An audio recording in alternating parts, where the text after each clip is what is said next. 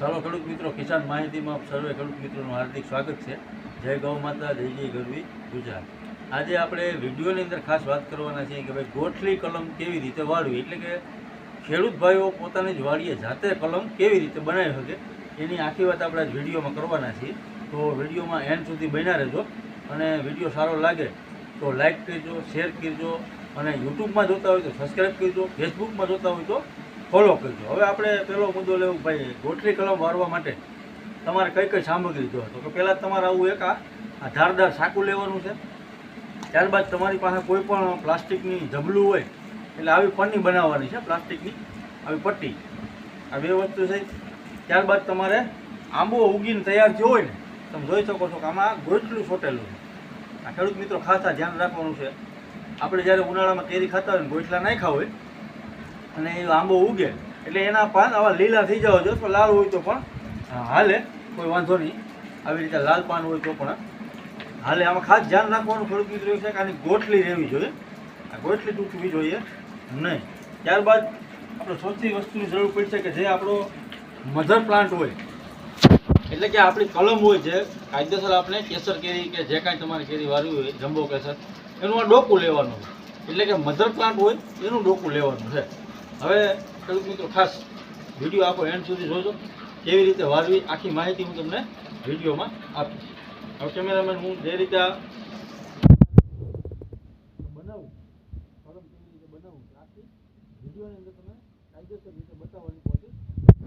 હવે આવી રીતે તમારે જોઈ લેવાનું છે, આંબો લેવાનો, ત્યારબાદ આ લાંબુ મૂળ્યું હોય તો આને કાપી નાખવાનું છે. એ ટૂંકું જુદું, પણ આ ગોઠલીનું ખાસ ધ્યાન રાખવાનું છે. ગોઠલી હળવી જોઈએ, ગોઠલી જે આનો ખોરાક છે, ગોઠલી ઉપર આંબો હુકાશે નહીં અને આપણા મધર પ્લાન્ટમાં ગાયે ગા કોર આવી જાય. હવે તમને એવું લાગે એટલે આટલી જગ્યાએથી તમારે આંબાના કટ મારી દેવાનું છે, આવી રીતે કટ નાખવાનું છે. આ તમે ખાસ ખેડૂત મિત્રો જોઈ લેજો, આવું કરવાનું છે. ત્યારબાદ હવે કેમેરામેન બતાવી દો, સાકું એકદમ સ્વસ્થ લેવાનું છે, એટલે કે ચોખ્ખું સાકું, નહીંતર પછી તમારી કલમ છોટશે નહીં. કારણ કે આપણે પરભારી મધર પ્લાન્ટનું ડોકું લઈને આમાં ચોંટાડવાનું છે, એટલે જીવંત રાખવાનું છે. આવી રીતે આમાં વસો-વસ કટ મારવાનો છે, તમે જોઈ શકો છો.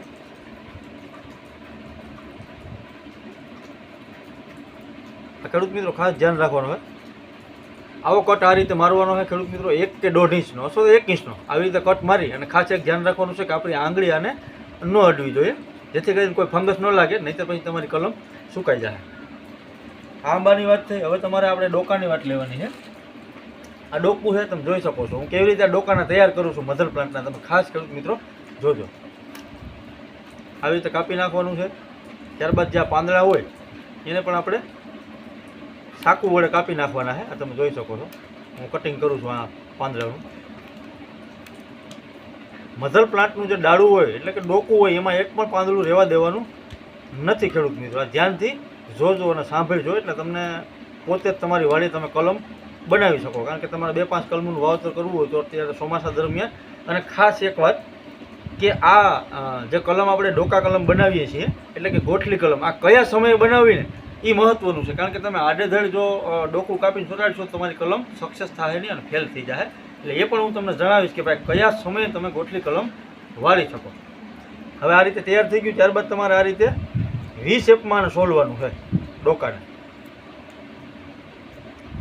આ એક ખાસ ખેડૂત મિત્રો ધ્યાન રાખવાનું છે, વાર ભલે લાગે પણ વી શેપ જ આવવો જોઈએ, નહીંતર આ છોટશે નહીં ડોકું.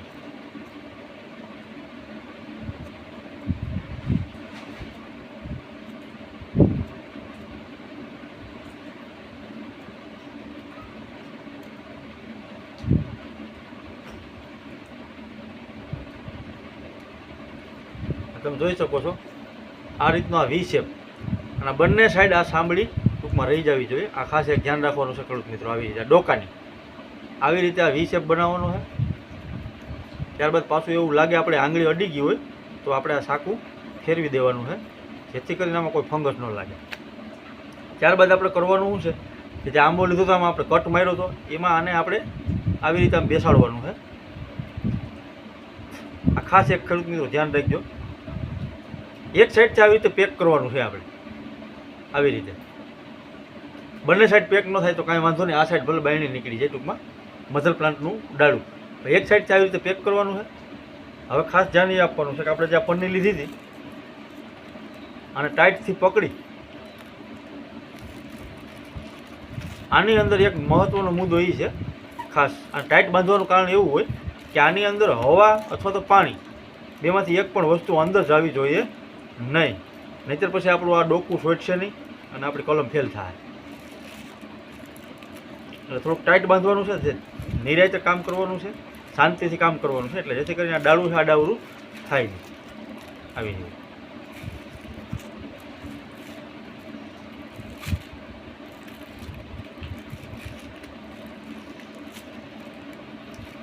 સોલિડ આના પ્લાસ્ટિક મારવાનું છે આ હાંધાની અંદર, એટલે આની અંદર પાણી ન જાય, પાણી હવા બેમાંથી એક પણ વસ્તુ જાવી જોઈએ નહીં ખેડૂત મિત્રો, નહીંતર આ ડોકું છોડશે નહીં. આમ કરીને આવી રીતે આટી મારી દેવાની છે, તાણી લેવાનું છે.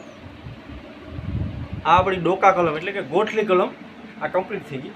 હવે આને કરવાનું શું છે ખેડૂત મિત્રો કે ખાસ કરીને આ આપણે એક પ્લાસ્ટિકની જે બેગ આવે છે એને લેવાની છે, એની અંદર આનું વાવેતર કરી દેવાનું છે. ત્યારબાદ આ કલમનું ડોકું છે આપણે મધર પ્લાન્ટનું, આની અંદર કોઈ પણ પ્લાસ્ટિક પહેરાવી દેવાનું, જેથી કરીને આમાં વરસાદનું પાણી કે કાંઈ પણ લાગવું જોઈએ નહીં. 20 કે 25 દિવસ થાય એટલે અહીંયા આપણે ફૂટ આવી જાય, એટલે આપણે સમજવાનું કે આપણી ગોઠલી કલમ કમ્પ્લીટ સક્સેસ થઈ ગઈ.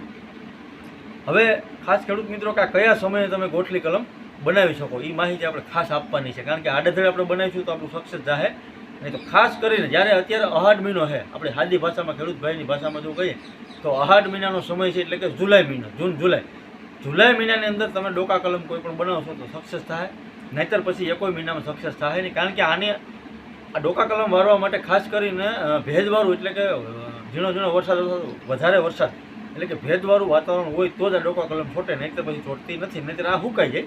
એટલે આ ખાસ ખેડૂત મિત્રો ધ્યાન રાખવાની. આ માહિતી આપણે આપી હતી કે ખેડૂત મિત્રો ગોઠલી કલમ ઘરે એટલે પોતાની વાડીએ કેવી રીતે બનાવી શકે એની માહિતી હતી. વિડીયો સારો લાગે તો લાઇક કરજો, શેર કરજો, સબસ્ક્રાઈબ કરજો અને ફેસબુકમાં હોય તો ફોલો કરજો. જય ગૌ માતા.